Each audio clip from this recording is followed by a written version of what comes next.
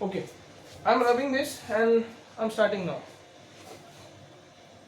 See, in the last class I told you that Newton's third law says every action has equal and opposite reaction. That means what? That simply means that in nature we cannot have a single force. Force will always exist in a pair, isn't it? I think I made you understand before also this thing, that force is always going to be in a pair, and that pair is of action and reaction pair. So this is the basic idea. And these two forces, action and reaction forces, they are on two different objects acting simultaneously. This is the basic idea. With this basic idea, we can start with numericals, no problem. Okay, shall we start with some numerical questions then? And then comes the concept of friction also. What about friction? What do you know in friction? Friction, I think we have discussed before.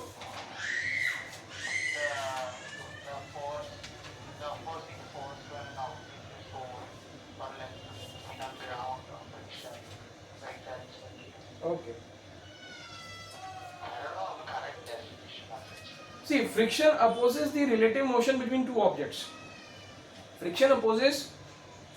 What is the role of friction? Friction opposes the relative motion between two objects. Suppose whenever there is a relative motion, friction opposes the relative motion. Now, for example, while writing with a pen on the board or on the your notebook, see, suppose if some oil is there in the board or in your notebook, what will happen? Once I put the pen will slip. It will not be able to grip with the surface. So there should be a friction. Friction will stop the slipping of the pen or slipping of our foot while we are walking. If there is no friction, I place my foot in the forward direction, I will just slip, because there is no force to hold the foot at the same place actually.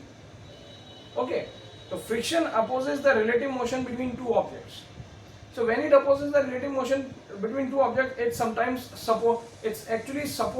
helps in walking also. It supports the motion basically, because walking is not possible without friction.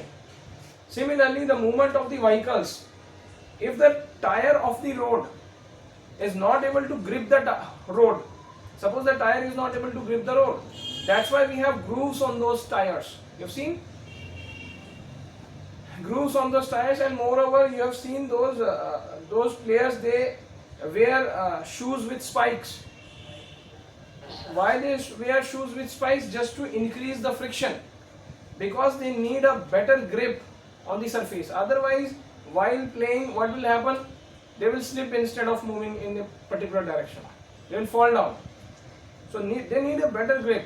And friction is what is doing? Friction is holding the two surfaces together. It is not allowing it to slip. Wherever you are putting your feet, it will be there only. It will not slip. So this is how the friction is helping in walking, in writing, in moving of the vehicles, because otherwise the tires of the vehicles cannot grip the road. What will happen? For example, if the road is very slippery, you start your vehicle, the wheel will start rotating there only. It will keep on slipping there, but it will not move in the forward direction. It is just because it is holding the road, it is gripping the road, that's why it is moving in the forward direction. So these are all the basic ideas about friction and Newton's third law. Now let's come to some question. Okay. We can come to some questions of Newton's third law. Specifically of Newton's third law, because Newton's third law question can be of that type only, which can be solved by momentum also. Specifically Newton's third law questions are, can we start with the questions of frictions? Because Newton's third law question specifically, I don't think there is any. Either they can give you the question of rocket propulsion or like that. If there is any important third law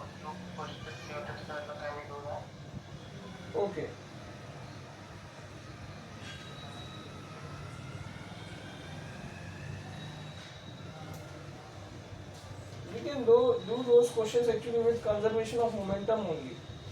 Newton's third law, specifically, let's see.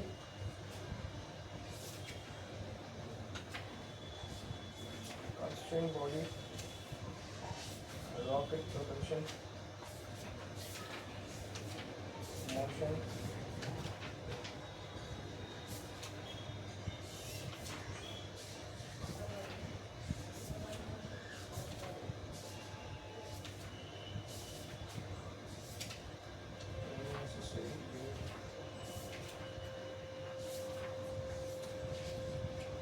We can come to questions of friction, because Newton's third law question can be of that type of questions only, which can be solved by momentum conservation. We can solve those types of questions by momentum conservation. Specifically, there is no other type of questions, I don't think is there. Every action is equal in opposite reaction. We can come to questions of this type of friction, and using pseudo force and all these types of questions we can come. Okay. Yes, we can go through pseudo force, and we can then come to the questions of friction and pseudo force and all these parts. This will be important. Okay, we are coming to the next part then.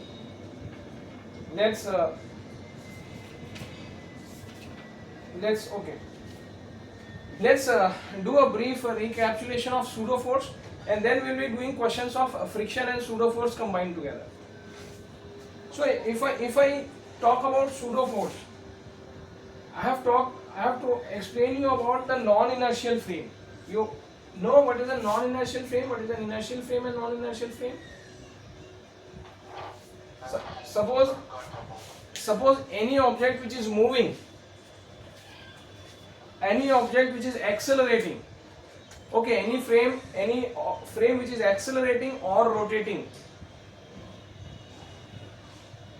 is an non-inertial frame. Okay, inertial frame, what are the inertial frame?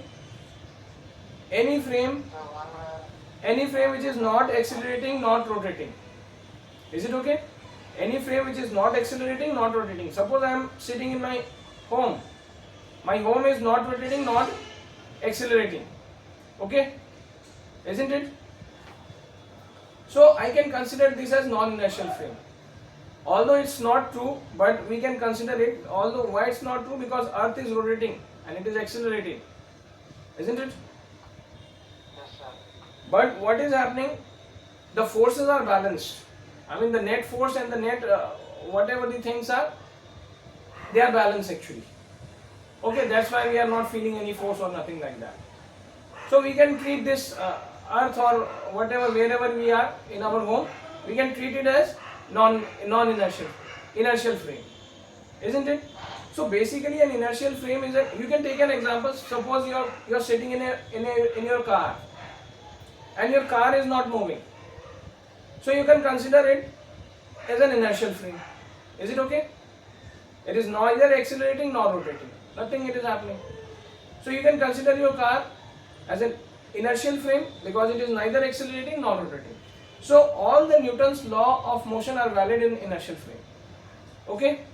Newton's laws of motion are valid in non-inertial frame. We do not require any connection term there. But as soon as you start your car and you start accelerating it, what happens? You come in a frame, you are sitting in a frame which is non-inertial frame. Are you getting this thing? Now this thing becomes a non-inertial frame. Now non-inertial frame means what? Any frame which is accelerating or rotating. Isn't it? We have written all these things before. Any frame which is accelerating or rotating is a non-inertial frame. Okay? Now any object which is kept on this non-inertial frame, let's say its mass is capital M and its mass is small m, and let's say this is a non-inertial frame. that means it may be accelerating or it may be rotating. Let's suppose the acceleration of this frame is A.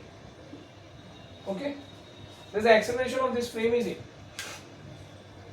So if this frame is accelerating with some acceleration in this direction, the object which is kept on this non-inertial frame is going to experience a force which is known as pseudo force, or which is known as imaginary force, isn't it?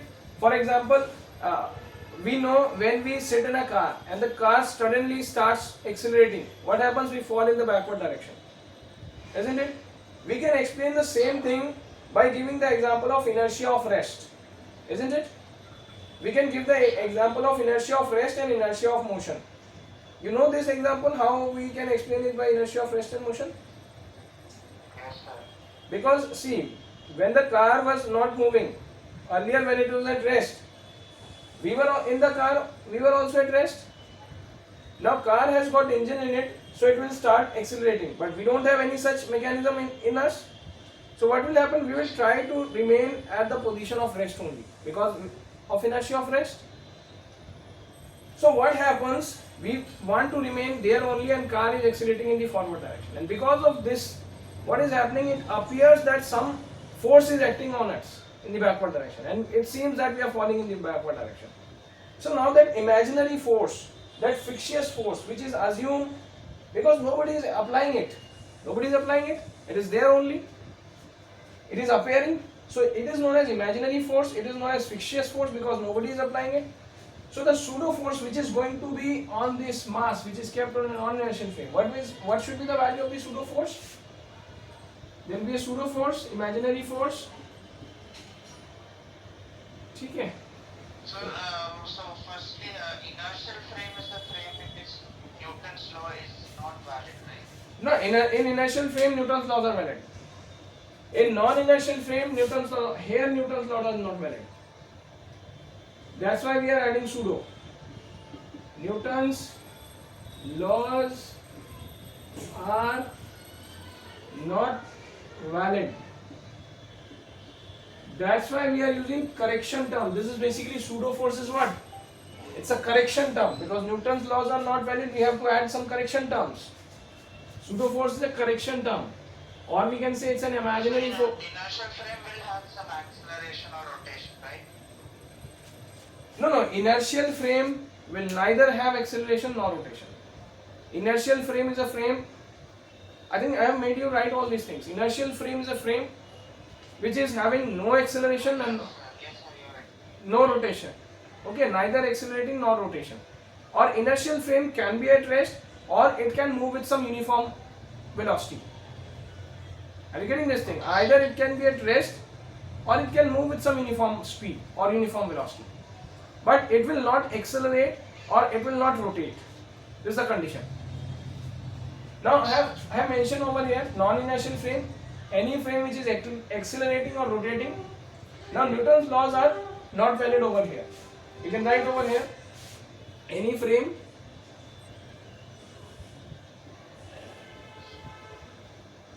which is accelerating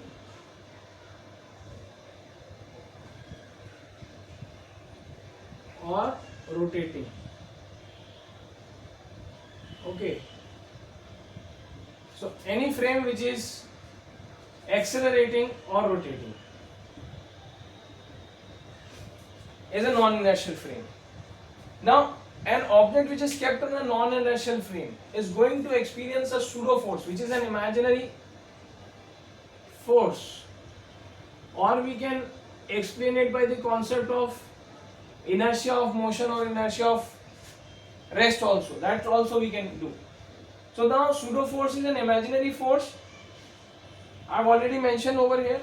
Now what will be the magnitude of the pseudo force? Magnitude of the pseudo force will be the mass which is kept on the non-inertial frame into the acceleration of the non-inertial frame.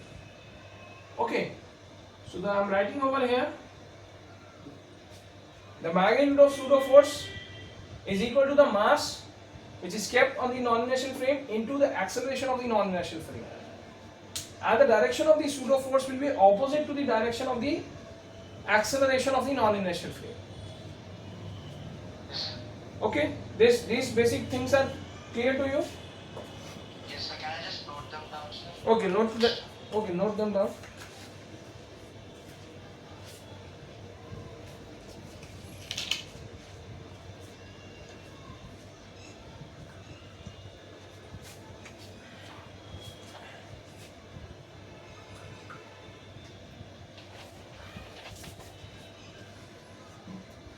So it's an imaginary force because nobody is applying it, but still it is coming.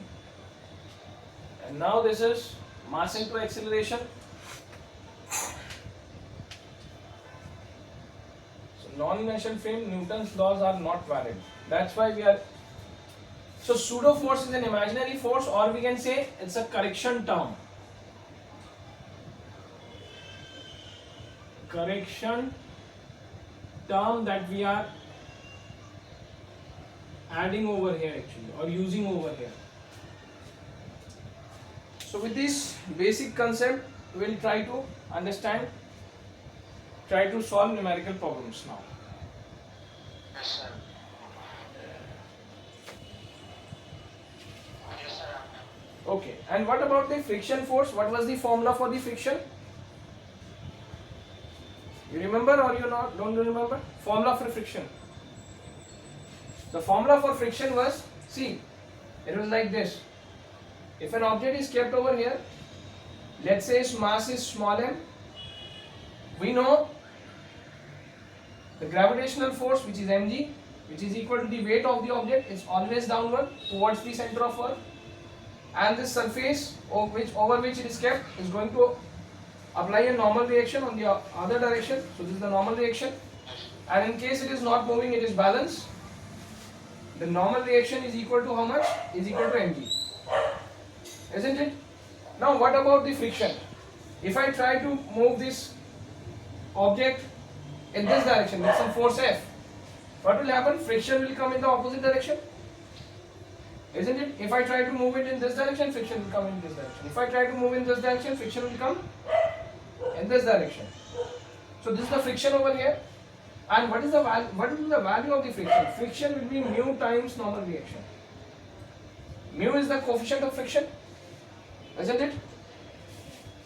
And it depends on the surface which are in contact with each other. So friction is equal to mu times normal reaction. And normal reaction over here is, now the friction is equal to mu times mg. If it is at rest, then coefficient of static friction mu s, and if it is in motion, then coefficient of kinetic friction mu k.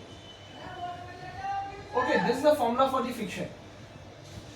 Is it okay? So can you explain that USMG? Okay, we have studied this thing.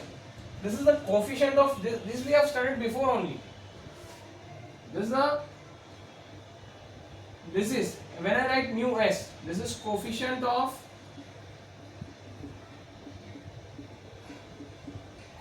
static friction. Okay, why it is so? Let me explain you. This is coefficient of static friction. Now another term we are having is mu k. The board is visible over here. Yes, sir. Okay, mu k. Mu is what? It is coefficient of kinetic friction. Now what is the difference between these two? When we have studied the friction, we studied three types mainly. We studied about static friction, then we studied about limiting friction, then we studied about kinetic friction, then we studied about a little bit of rolling friction and fluid friction. But here three things are important. If I talk about friction, shall I rub this part? Yes, sir. Okay. Just note down the last diagram, sir. Okay. You can note down the last part. I'm writing it down only. I'm having friction over here. Now friction is what? First, we have discussed that static friction. Can you recall it? What was the static friction? Electricity. Static friction, not electricity. Static friction. Then we have limiting friction.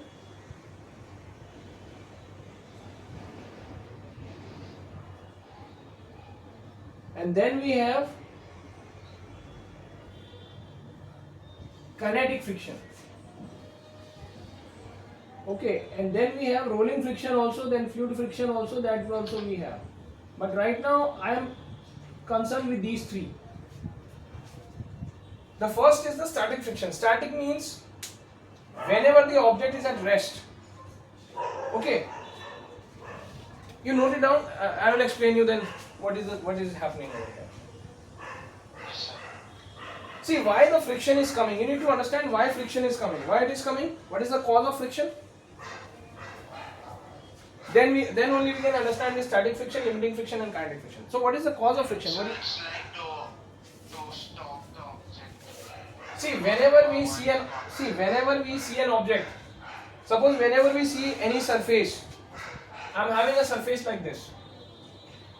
Any surface you see at microscopic level, you will find such irregularities in that surface, isn't it?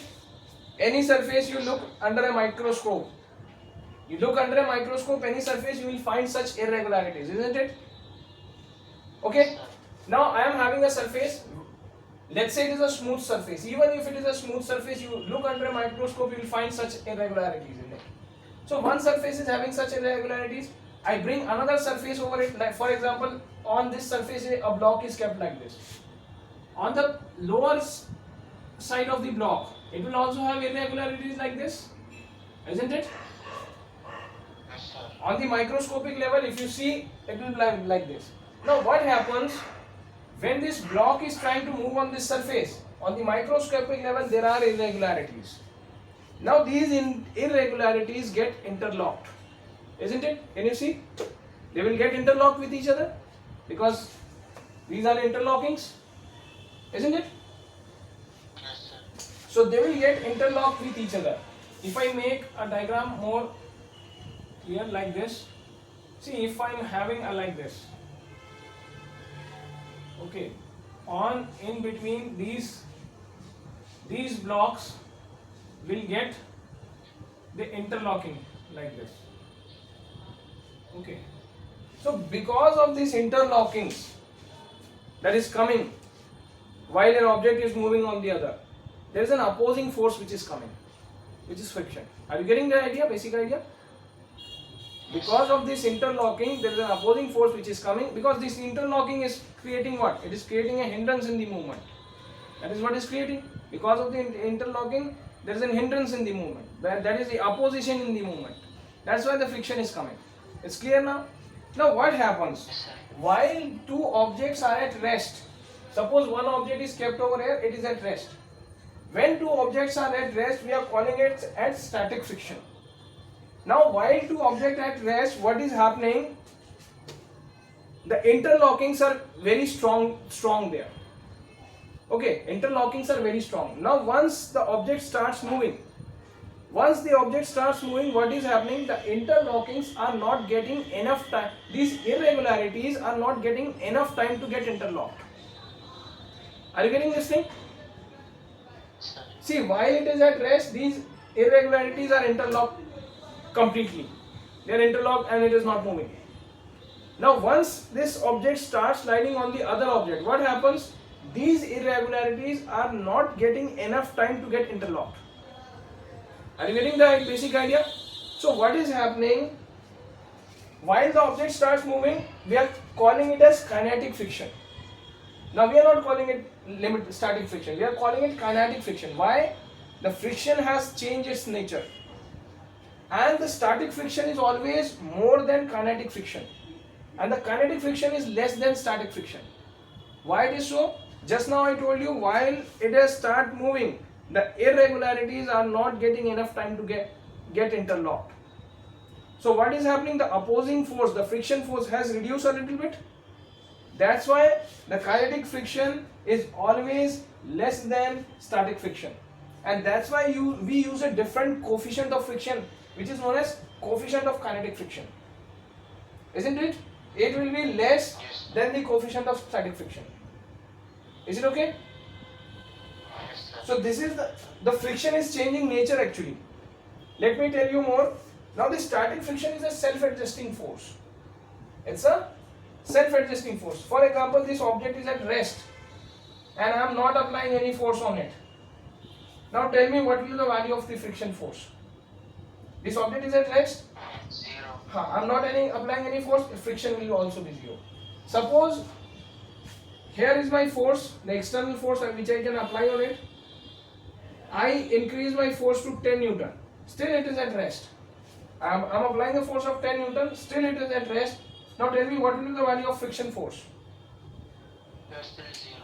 No, not still 0, because I am applying a force of 10 Newton and still it is at rest. It is not moving. That means friction is also 10, because friction is cancelling this. That's why it's not moving.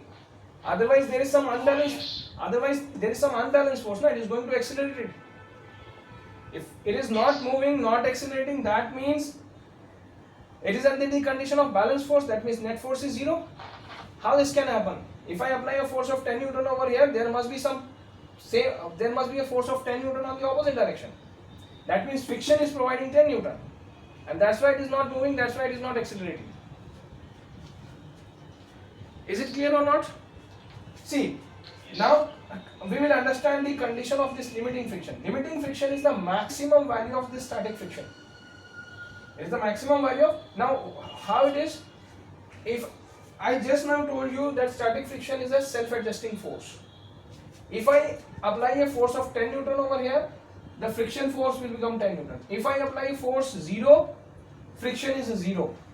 I apply a force of 10 Newton, the friction becomes 10 Newton.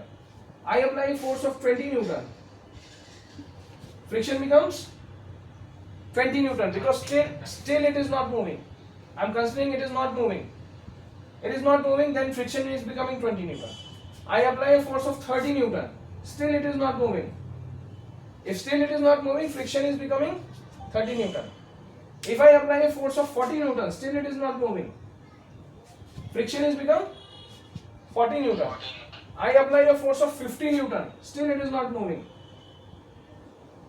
So friction is 50 Newton. 50. Is it okay? Now 50 Newton is the maximum value of the friction force that these two surfaces can offer. Is it okay? And the friction force these two surfaces can offer depends on the coefficient of friction. That is the coefficient of friction. Are you getting? If the surface is very smooth, the coefficient of friction will be less. If the surface is very rough, this coefficient of friction will increase gradually. Is it okay? Yes, sir. So coefficient of friction is actually telling me if it is less, the surface is smooth. If this is rough, the surface then the coefficient of friction is high. So now what is happening? The maximum static friction the surface can offer is the limiting friction.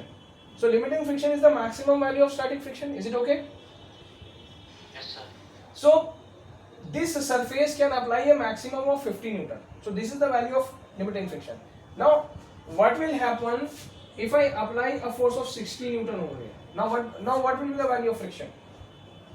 60 Newton. 9. I told you just now the maximum frictional force that surface can offer is 50 Newton for this surface. So friction will be applying a force of how much? 50 Newton, because it cannot apply any force more than this. It cannot apply any force more than this. If I apply a force of 60 Newton over here, now what will happen? I will have an unbalanced force of 10 Newton on this side. Isn't it? So the object will move. It will start accelerating in this direction with a force of 10 Newton. Isn't it? Yes, sir. Now if I apply a force of 70 Newton, what will be the value of friction over here? Still 50, because it cannot apply any force more than 50. This is the now the maximum value of static friction is actually the limiting friction. The maximum value of static friction is limiting friction. It cannot apply. See, the friction force can apply any value between 0 to 50. Are you getting the basic idea? Yes, sir. 0 to 50, because 0 if I don't apply any force, the friction is 0. As I gradually increase the force over here, the friction also increases up to a maximum limit. Now the maximum value of static friction is limiting friction basically. You got this idea? Now I have told you one more thing, that the static friction is more than kinetic friction. Because once the object starts moving, the friction is changing nature. Why it is changing nature? I told you. The interlockings are not getting enough time. These irregularities are not getting enough time for the interlocking. Is it okay? So when this is happening, what will happen? This friction force will reduce up to some certain extent, and that's why we are calling it kinetic friction. Isn't it? So the maximum value of limiting friction was 50 Newton. But once this object starts moving, maybe the friction force can become 30 Newton. Is it okay? Now you can see, for example, suppose a car is not moving and two persons are trying to push that car but it is not moving. Three persons are applying the force, still the car is not moving. Now 4 people are applying force, still it is not moving. Now 5 people are applying the force, then only the car is start moving. Okay? Why the 5 people are required? They are required to overcome this limiting friction. Once you overcome this limiting friction, which was earlier 50 Newton, isn't it, for any surface? Because it is the maximum value of static friction. We have the maximum interlocking are there. We have to overcome the maximum interlockings. Once we overcome the maximum interlocking, now if you see, the car has started moving. The wheels is rolling actually. Now what will happen? The nature of the friction will change. The friction force will reduce. Let's say now the force has changed to kinetic friction because it has started moving. Isn't it? Yes, sir. So the kinetic friction is less than this limiting friction. Maybe it may be 30 Newton. Now even if 2 people are pushing the car or 3 people are pushing the car will move. Even if with 2 people are pushing it. Why this thing happened? Initially when 4 people were pushing the car, even if it is not moving, 5 people were required just to overcome the limiting friction, maximum value of static friction. Once it has start moving, friction has changed its nature, it has come to kinetic friction, and it can move with less force also. So this is the basic idea: static friction, limiting friction and kinetic friction. And the formula for friction is this: friction is mu times normal reaction. And normal reaction is, if normal reaction is mg, then this coefficient of static friction. If the object is at rest, this is the coefficient of static friction. If the object is moving, then coefficient of kinetic friction.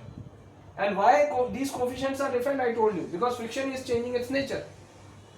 Here it is static friction, the friction is more, the coefficient of static friction is more. Here the kinetic friction is less, so the coefficient of kinetic friction is less. Okay? Sir, one doubt. So, which formula do we use? F is equal to mu1 or F is equal to mu static friction? See, if the object is at rest or it is at the end of moving only, then we use this static friction. And if it is moving with some velocity, or it is in motion, then we use this formula, this.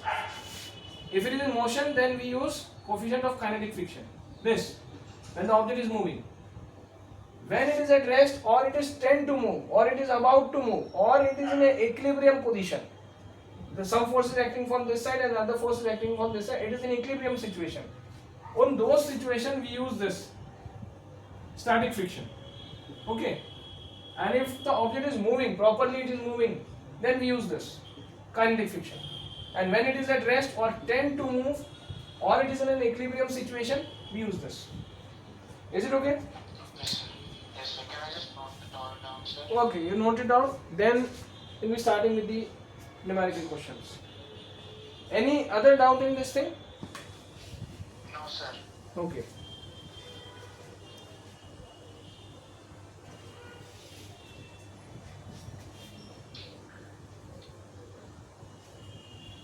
Okay, you note it down. Then we'll be starting with the question.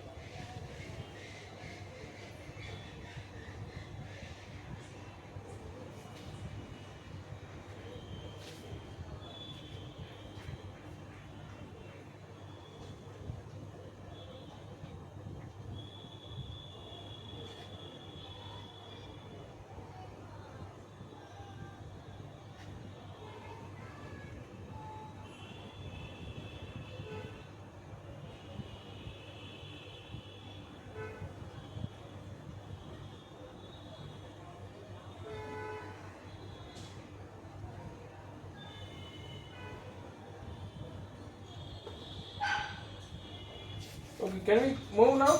Can we move to question? So can I have 1 more minute, sir? Okay, okay.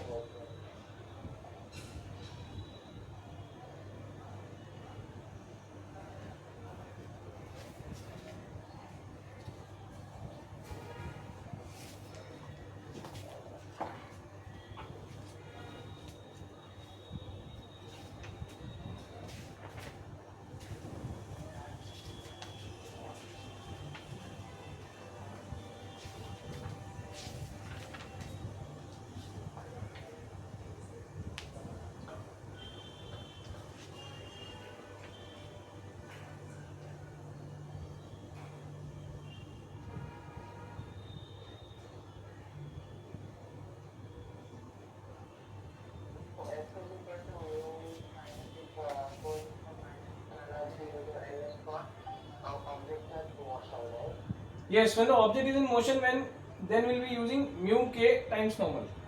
When the object is in motion. If the object is in rest, we use mu s times normal.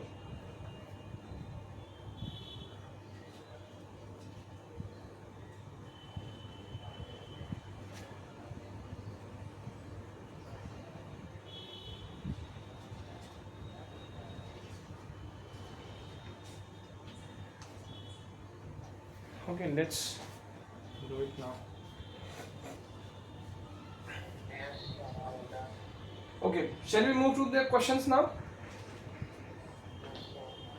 Okay, I'm rubbing this and now we are coming to the questions.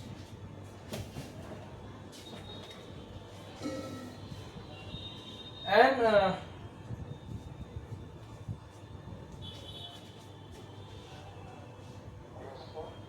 okay, we are moving now. We have studied about the angle of friction also. If they ask in the question to find the angle of friction, can you do? How will you find the angle of friction?